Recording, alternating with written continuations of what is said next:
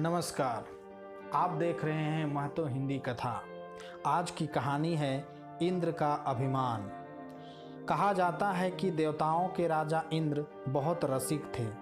उनका बहुत सा समय रंभा, उर्वशी और मेनका जैसी अप्सराओं के नृत्य देखने में ही व्यतीत होता था। अहंकारी, दंभी और लालची होने के साथ साथ इंद्रदेव दूसरों की उन्नति से हमेशा ईर्ष्या करते थे। दूसरे देवों को अपने से नीचा समझते थे। इंद्र को हमेशा इस बात का भय रहता था कि कोई तपस्वी अपनी तपस्या से विष्णु भगवान को प्रसन्न करके इंद्रासन ही ना मांग ले। भगवान शिव और विष्णु के समझाने पर भी इंद्रदेव ने अपना स्वभाव नहीं बदला। एक दिन नारद जी इंद्रपुरी में इंद्रदेव से मिलने गए और दूसरे देवताओं के महत्व तथा प्रभाव की चर्चा करने लगे। अब तो दूसरे देवताओं की महिमा सुनकर इंद्र चिढ़कर बोले, नारद, मैं ही सब देवताओं से श्रेष्ठ हूँ, इसलिए मुझे देवराज बनाया गया है। फिर मेरे सामने आप दूसरों की महिमा का बखान करके मेरा अपमान क्यों कर रहे हैं? नारद जी ब्रह्मा के मानस पुत्र थे, इसलिए अपनी बात कहने में किसी से भी नहीं डरते थे।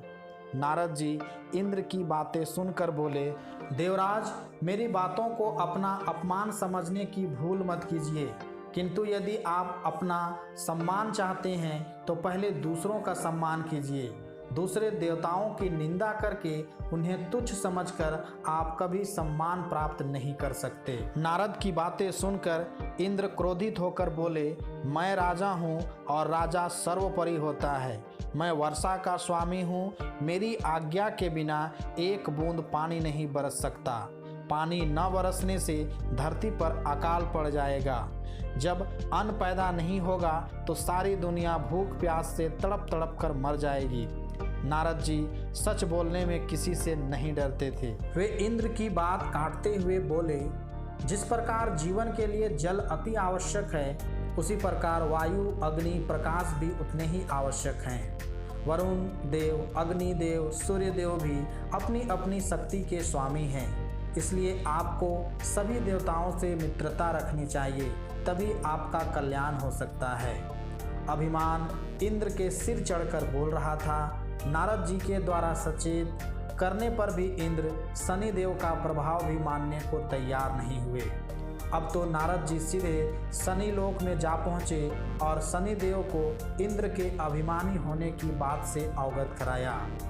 इंद्र का अभिमानी होना शनिदेव को भी अच्छा नहीं लगा। कुछ दिन बाद बैकुंठपुरी में देवताओं की सभा हुई, जिसमें सभी देवताओं ने सम्मिलित होकर अनेक मसलों पर अपने विचार रखे। इसी अवसर पर इंद्रदेव का सामना शनिदेव से हो गया। फिर क्या था, इंद्रदेव शनिदेव को देखकर बोले, शनि जी, मैं आपसे नहीं डरता, आप मेरा कुछ भी नहीं बिगाड़ सकते।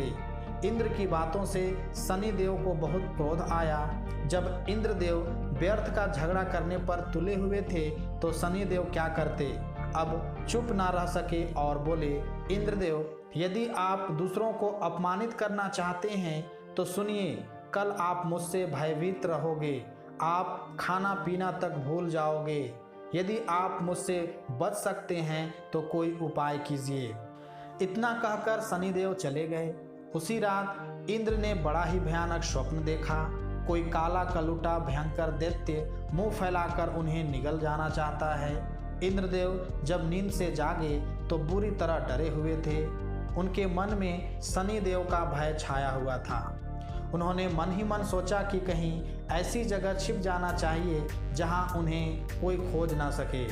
इंद्रदेव ने जल्दी से कपड़े बदले और भिखारी का वेश बनाया तथा जंगल की ओर दौड़ने लगे, जिससे कोई उन्हें पहचान ना सके। इंद्रदेव ने यह बात अपनी पत्नी को भी नहीं बताई।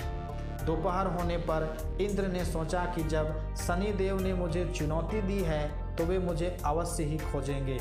हो सकता है कि शनिदेव आकाश मार्ग से आकर मुझे खोज ले, इसलिए मुझे किसी झाड़ी में छिपकर बैठ जाना चाहिए।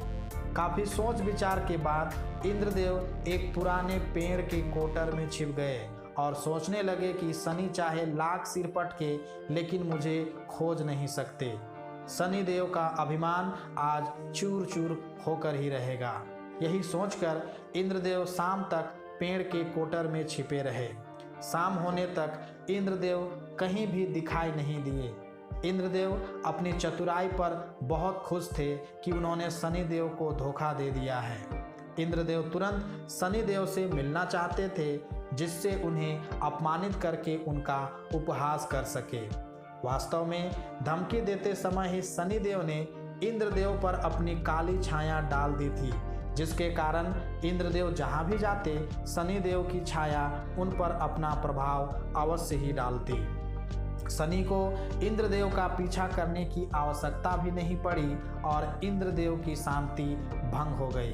दूसरे दिन जैसे ही इंद्रदेव ने शनिदेव को देखा तो बोले, कहिए शनिदेव, आप तो मेरा कुछ नहीं बिगाड़ पाए। सचमुच मेरी शक्ति आपसे अधिक है। आपको तो शर्म से मुंह छिपा लेना चाहिए।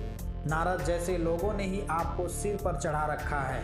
इंद्रदेव की बातों से क्रोधित होकर शनिदेव बोले, सुनो, मैंने तुमसे कहा था कि कल तुम खाना पीना भूल जाओगे और वही हुआ। मेरी छाया के प्रभाव से कल तुम पूरा दिन पेड़ की कोटर में छिपे रहे। मेरे भय से तुम भूखे प्यासे रहे और पेड़ के कोटर से बाहर तक नहीं झांका। शनिदेव की बातें सुनकर इंद्रदेव का अभिमान चूर चूर हो गया। वे हाथ जोड़कर बोले, शनि देवता, आप सचमुच मुझसे अधिक प्रभावशाली हैं। कृपया मुझे क्षमा कीजिए। इस पर शनिदेव ने इंद्रदेव को गले लगाकर कहा, इंद्रदेव, देव हो या इंसान, उसे कभी अभिमान नहीं करना चाहिए, क्योंकि घमंडी का सिर हमेशा नीचा होता है। धन्यवाद।